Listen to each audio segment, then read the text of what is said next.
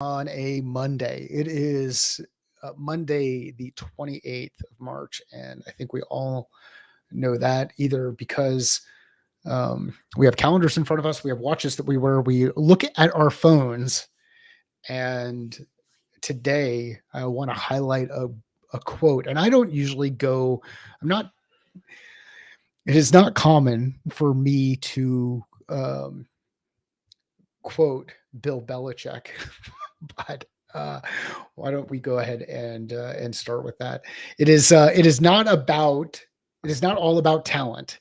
It is about dependability, consistency, and being able to improve.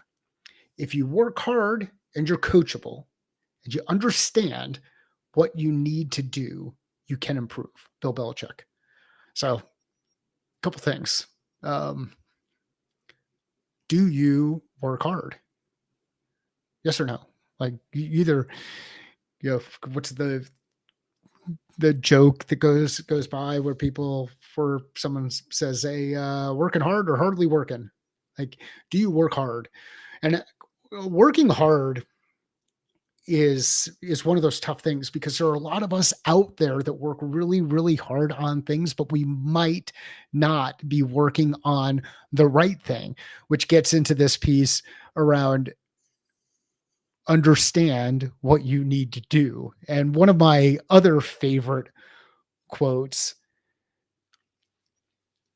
who blocks off time on their meeting calendar to finish with this guy? Yeah, hey, Craig, good to see you.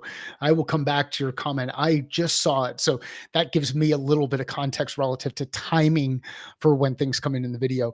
In this, do we understand what we need to do? If you don't understand what you need to do and you're working hard on the wrong things, it doesn't count. It just doesn't matter.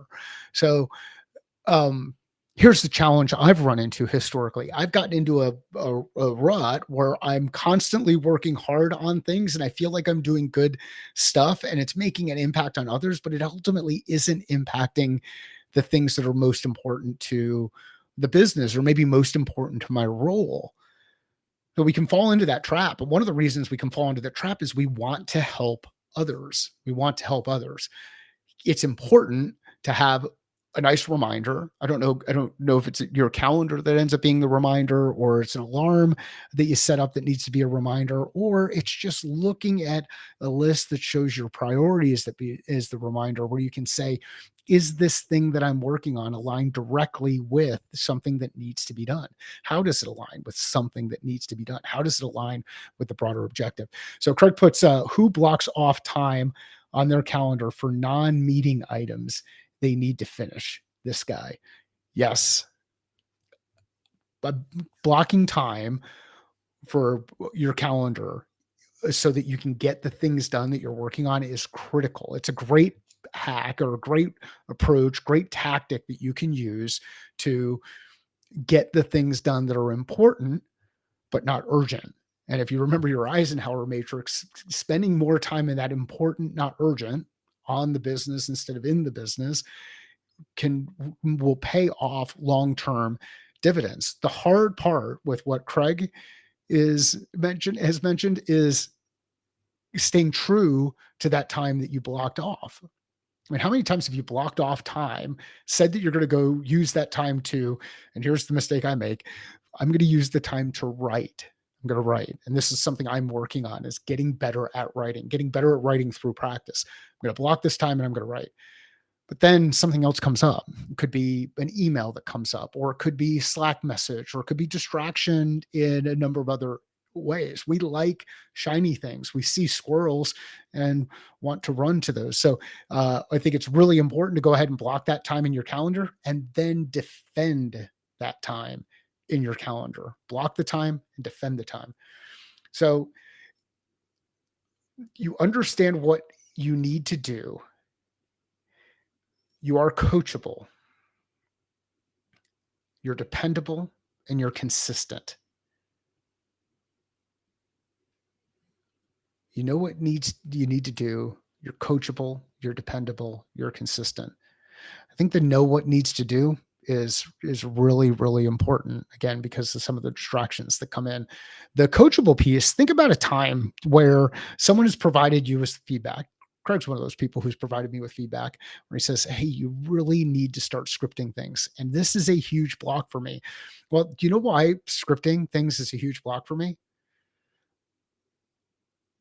It's a block for me because one, I feel uncomfortable reading things because I want to be so particular and so detail oriented.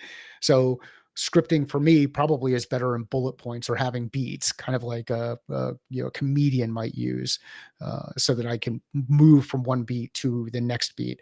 And Craig could probably talk a lot about beats from a music perspective, but the scripting piece is hard for me because I don't like writing and I feel really comfortable free flowing. But when I free flow, I ramble on and then I get into a situation where I start thinking and then I start either breathing heavier or I use filler words like, um, you know. So these are some of my filler words.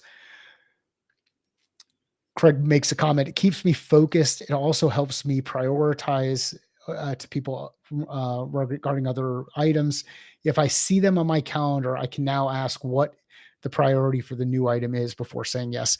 I think that from a prioritization and execution perspective, Craig, that is a phenomenal way to go through operating on this kind of stuff. There was a point in time where I had a list up on my whiteboard, just a list of things that needed to be done.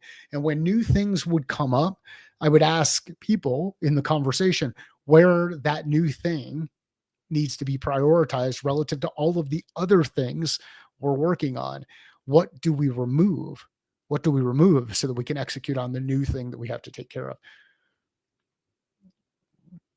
And I agree with Craig here on one of the most important pieces or critical piece is that coachable piece. So, again, coachable. I'm coachable. I believe I'm coachable. I have some really deep opinions relative to from a, some tactics that I apply that it would be really hard for me to move off of. However, at the same time, I know that the way that I execute is going to constantly improve. So my eye contact with the camera has gotten a bit better. My